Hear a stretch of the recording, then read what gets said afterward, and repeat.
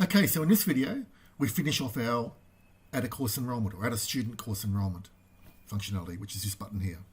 Okay, so we've made progress on that last video in part 4, and now in part 5 we're going to finish this button here. So we're going to do this sort of thing. So you can select a student and Moose and select a course, and I'll set object-oriented programming, and I'll go add, and that's told me that Moose with a student ID of 1,000 has enrolled in a course called 11134 object-oriented programming. Okay, so that's what we're going to be doing this video in part 5. Okay, so stay tuned. Thanks for watching. Hope it's useful. Okay, so welcome back to part 5 of our student admin app development tutorial series, and we're using JavaFX and Java and NetBeans and SceneBuilder. So let's see how we're going. So in the last video we started work on the add a student course enrolment functionality, and in this video we're going to complete that functionality. Okay, so let's just do a quick review.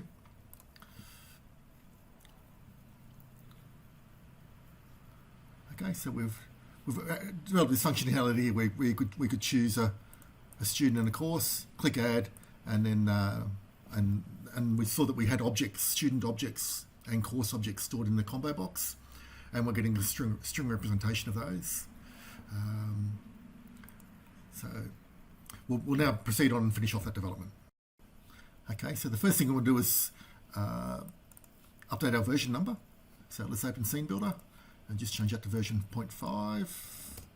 And in a future video I might make it so we change that in our code, so we can set that in our code, but leave it as sitting in here for now. Back to NetBeans. And so what we ended up with was that the enrollment controller would work out which when we click the print selected, it would display the values of the selected student and the selected course in our combo boxes. Okay, so we just want to expand on that slightly. First thing we want to do is add a new class. We need to store the enrollment somewhere, so we need a new class for that. So we go new Java class. So I've clicked on the package, new Java class, and we're going to call this one enrolment. Okay, and leave everything else the same. Okay, so let's create our enrolment.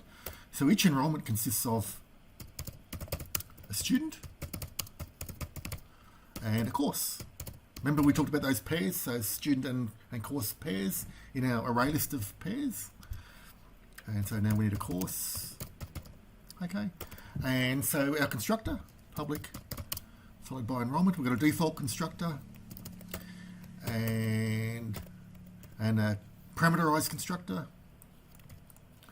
And the parameterized constructor takes in a student and a course and sets the class fields accordingly. So just the same we've been doing with students with names and courses with course codes, it's the same code. So this .student means the student for the class level, and we'll set that equal to the student that was passed in, which is this chap here. Same for courses. This .course equals course, same sort of pattern. And we can also add the setters and the getters if you wanted as well. We might as well add those. Private student. So the getter method or the accessor method is going to return a student object, not a string or whatever. It's going to return a student. So get student, and that's just going to return the student.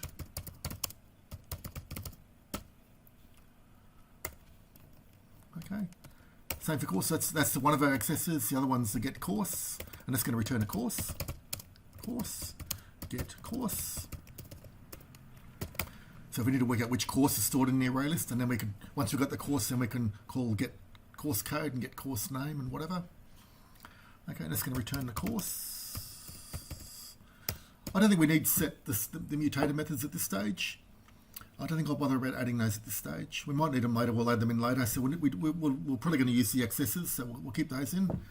And we probably don't even need a toString at this stage, although will we?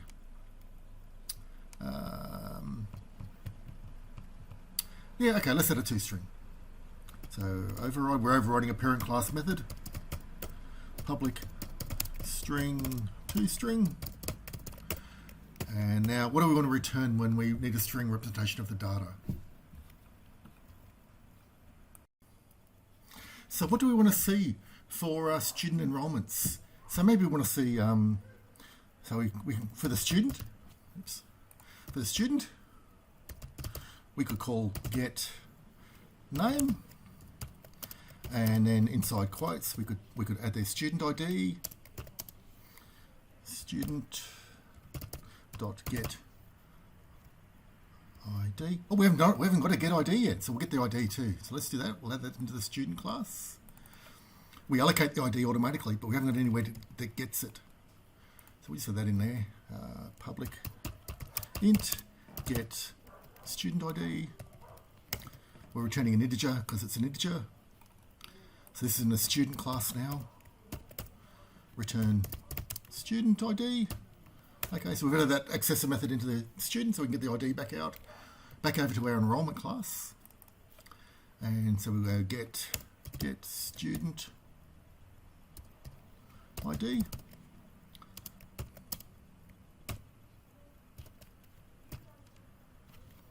Okay, so that's got the name and the student. We're returning a string, so return student get name plus some brackets and a space plus a student ID plus a space. Okay, that's returning a student. Now we've got to return some course information plus,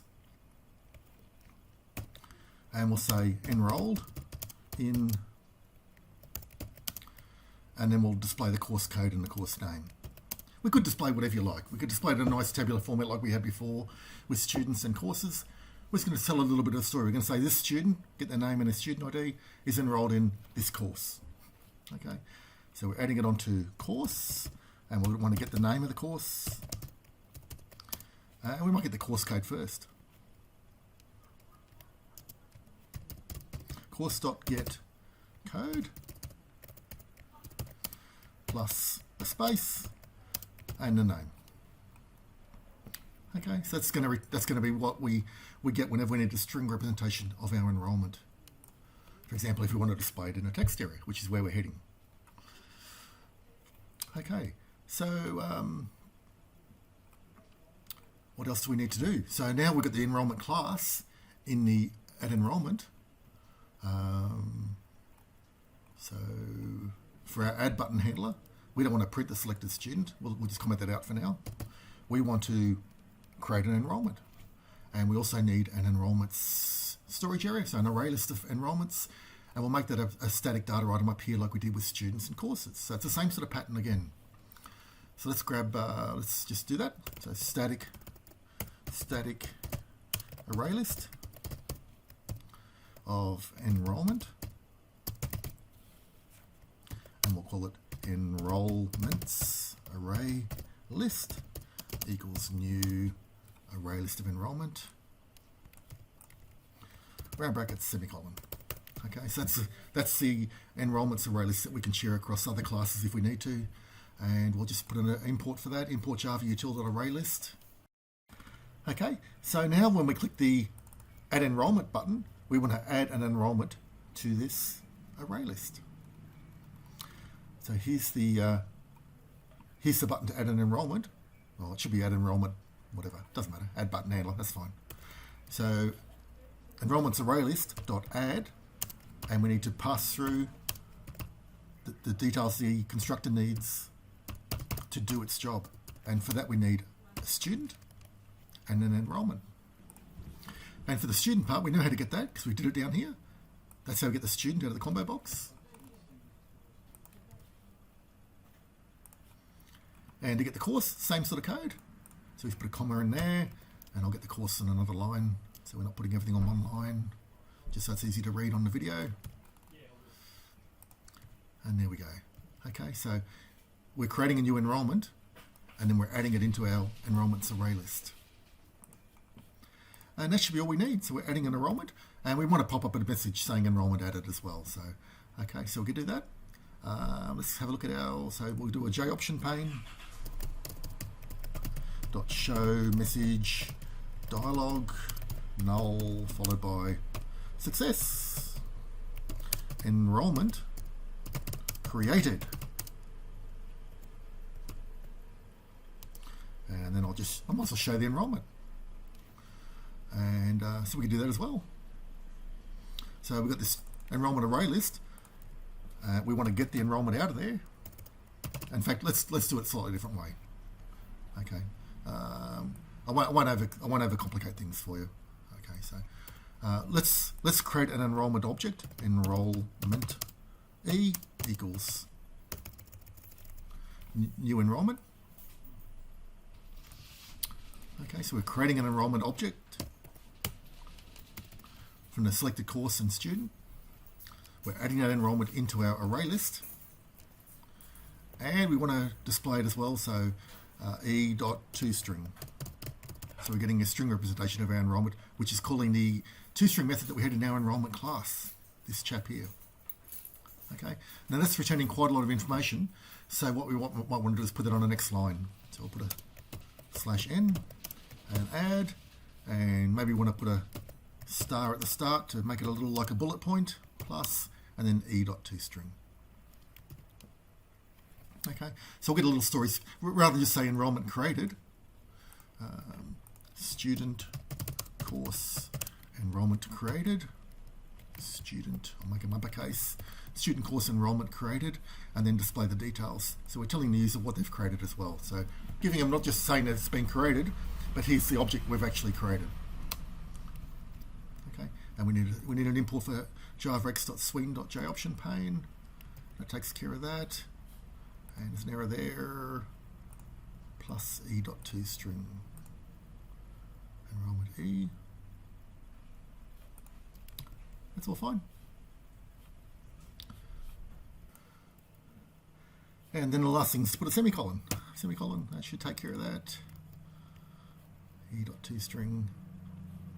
Success plus new line plus asterisk. What's that coming out there? Oh, there we go. It's just a breakpoint.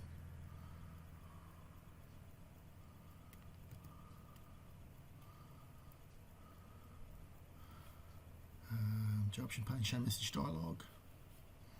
I've got the closing round bracket and a semicolon. What are you talking about, NetBeans? Compile. Yeah, silly NetBeans. Still got the error there. There's no error. Okay, so now we'll get the details about the enrolment that was added. Okay, so let's run it and have a look. Add a student. Moose. Gosh, I've done this a lot lately. M at n. Add. Return to main menu. Add a course. COYT. OOP. Add. And return to main menu, and then add a course enrolment, and now we should see that Moose is there. So we can select Moose, we can select the course, and we can go add, and we've done a successful enrolment. So Moose with student ID 1000 has enrolled in the course COIT OOP. So that's course code and course name. That looks like it's all working great. Okay, and that's probably, I wonder if that's enough for this video. That might be enough for this video. Okay. So we'll leave it there for now. Hope that was useful. Thanks for watching. Don't forget to give a thumbs up if you liked it or found it useful. Lets me know someone cares out there. You have to work really hard to get a thumbs up. They must cost a fortune because people don't like giving them. Righto. Thanks for watching.